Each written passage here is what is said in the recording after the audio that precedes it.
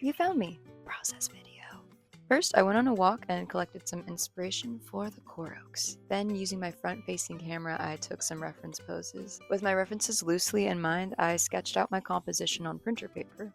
I like printer paper for this step because it's cheap and acidic, or non-archival, which tricks my brain into focusing on the creative aspects of the design rather than trying to finalize my first pass.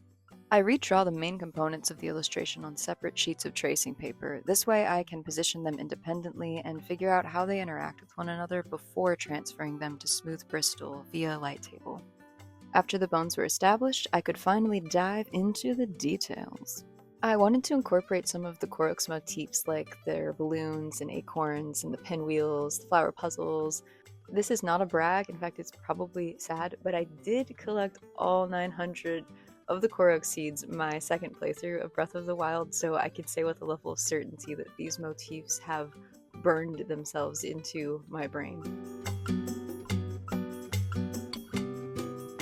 I colored this piece with a combination of Copic and Artfinity alcohol markers with some either red or blue micron line art here or there, just to emphasize depth where my lead might have fallen short.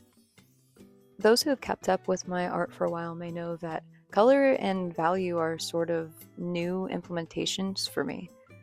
Line art has been my primary style for the bulk of my career, but I've always loved color, and honestly I find that the older I get, the more I kind of rely on or employ color as a coping mechanism or maybe even like a palette cleanser, just to the general bleakness of, the state of everything. I don't know, maybe it's not that deep, but seeing color definitely makes me happy, so I thought I'd start employing it more in my work. Ta-da! Big thanks to anyone who made it this far into the video.